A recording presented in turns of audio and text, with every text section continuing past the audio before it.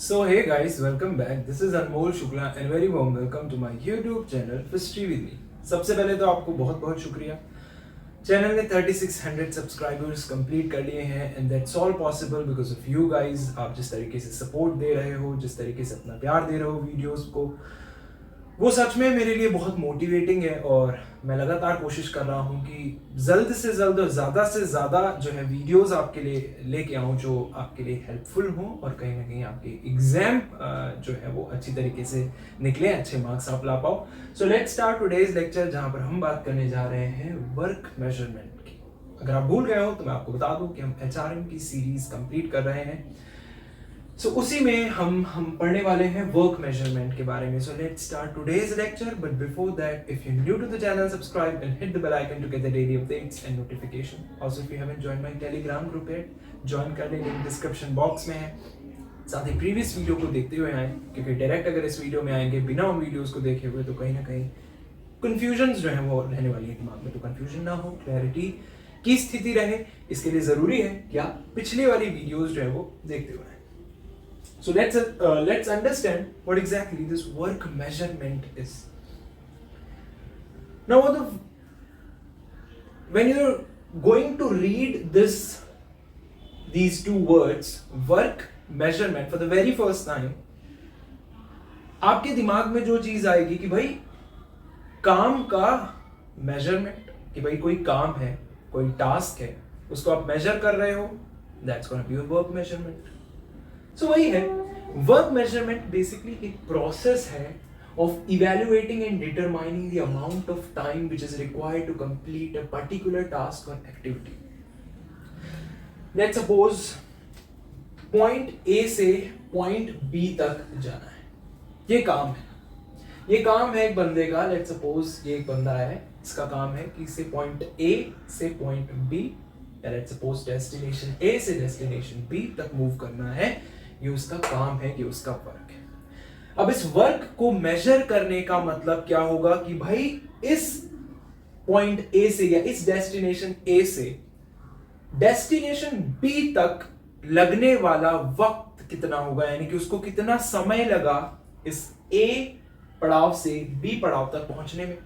यानी कि जब हम कहीं ना कहीं वर्क को मेजर करने की बात करते हैं, समय या टाइम अपने आप वहां पर शामिल हो जाता है. क्योंकि यहां पर जब हमने बोला कि भाई ए से बी तक इसे जाना है, इसे कुछ वर्क करना है, तो इस वर्क को मेजर कैसे करेंगे? जब हम टाइम को बीच में लाएंगे और हम कहेंगे भाई इतना टाइम उसे लगा in order to complete this much distance from point A to point B or from destination A to destination B. That's how we measure work. I just want to give you clarity regarding this term work, that whenever you say कि भाई that much amount of work is done, what you're actually determining here कि भाई उस task को करने में लगने वाला समय क्या है, कितना टाइम लगा in order to complete that particular task. So that's how we define, or that's how we measure work. We relate it with time. We include the concept of time there. So work measurement is a process of evaluating and determining the amount of time which is required to complete a particular task or activity. Work measurement क्या है? Process है ये evaluate या ये पता लगाने का, determine करने का कि भाई कितना अमाउंट ऑफ टाइम लगा to complete this particular task or to complete this specific task और एक्टिविटी. इन फ्यूचर जब आप किसी जॉब में जाओगे और if you are working in और आप कोई बेसिकली आप जॉब कर रहे हो, तो वहां पर आपको कुछ टास्क एलोकेट होते हैं. अब आप पहले से ही एवरेज जो है वो कहीं ना कहीं निकाल लिया जाता है, may be by the respective manager or may be by the HR department, कि भाई एवरेज जो है वो इतना टाइम लग रहा है in order to complete a particular task और activity by that particular individual, या इतना लगना चाहिए इस पर्टिकुलर टास्क को कंप्लीट करने के लिए. एवरेज है, इतना तो लगना ही चाहिए. That's what work measurement is all about. It basically means the process of evaluating and determining the amount of work done in order to complete a particular task or activity. Now, as we all are aware that everything works in a systematic manner when it comes to different process of organization. So मैंने upload करी है एक मैंने upload क्या करी है, बहुत time हो गया चैनल में। जो पहली प्लेलिस्ट जो मैंने स्टार्ट की थी वो थी फंडामेंटल्स ऑफ मैनेजमेंट, जहाँ पर मैंने आपको प्लानिंग, ऑर्गेनाइजिंग, डायरेक्टिंग, कंट्रोलिंग, इन सब के बारे में बड़ी ही डिटेल में इनके बारे में डिस्कशन किया है। पूरी प्लेलिस्ट जो है वो आपको क्लैरिटी दे देगी मैनेजमेंट के उन फंक्शंस की जिनकी वजह से कहीं ना कहीं मैनेजमेंट जो है चलता है, कहीं ना कहीं उसकी स्मूथ फंक्शनिंग के लिए these management functions are important.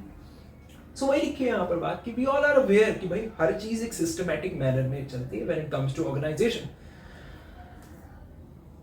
Similar is the case here also in this concept work measurement. It not only helps in staffing, so this work measurement कि भाई हम वर्क को मेजर कर रहे हैं, because see when you are going to measure your work, when you are going to measure how long will it take to complete a particular task or an activity by that particular individual,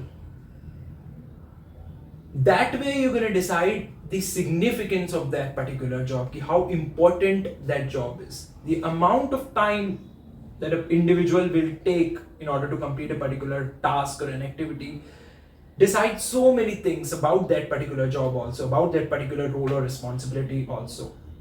It is important to understand the significance of that particular job. For that, work measurement is important, because that's how we're going to recruit people then.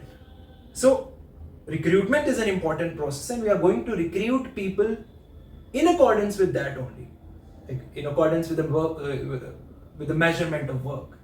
Similarly, the compensation part, it's important. It's an important factor. Work measurement is an important factor there also when you're going to decide that that's how you're going to pay that particular individual or that particular employee.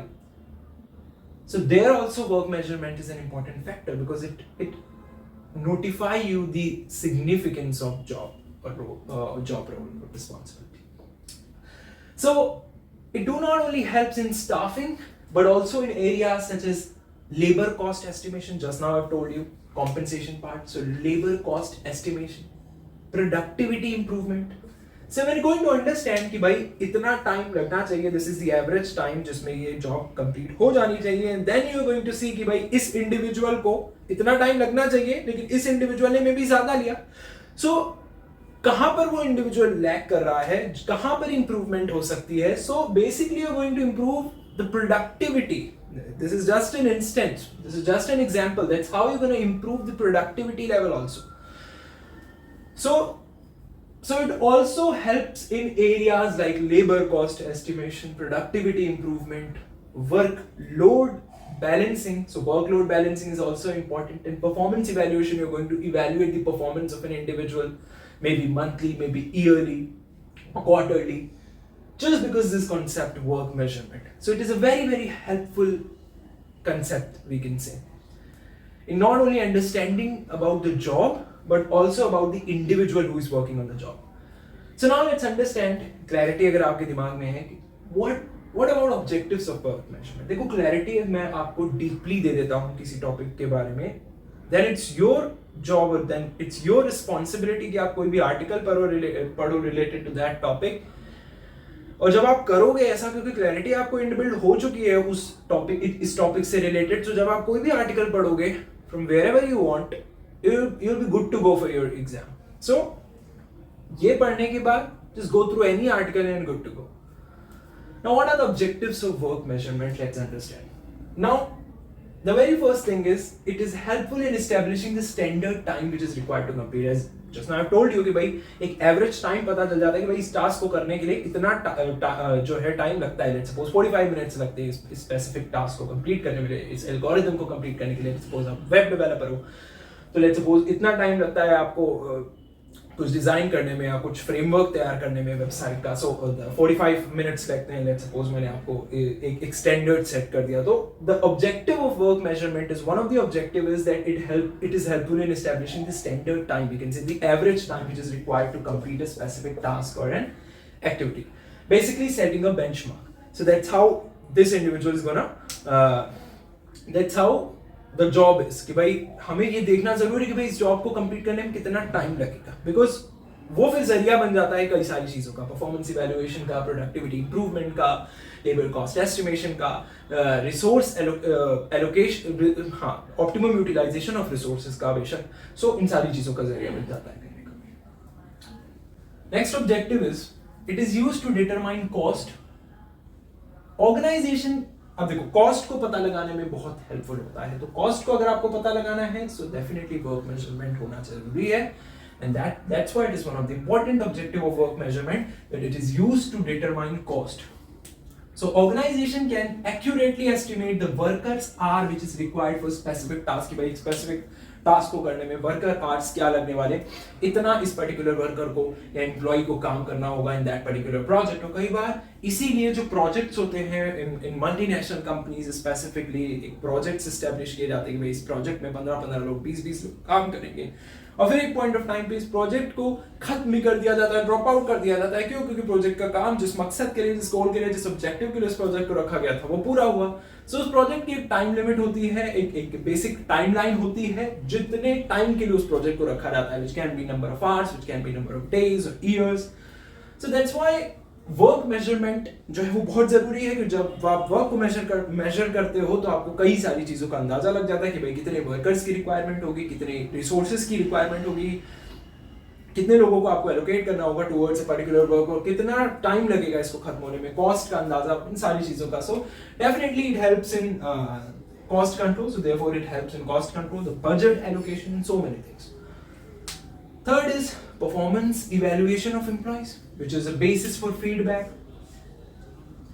And fourth is workload अच्छा, performance evaluation of employees कैसे?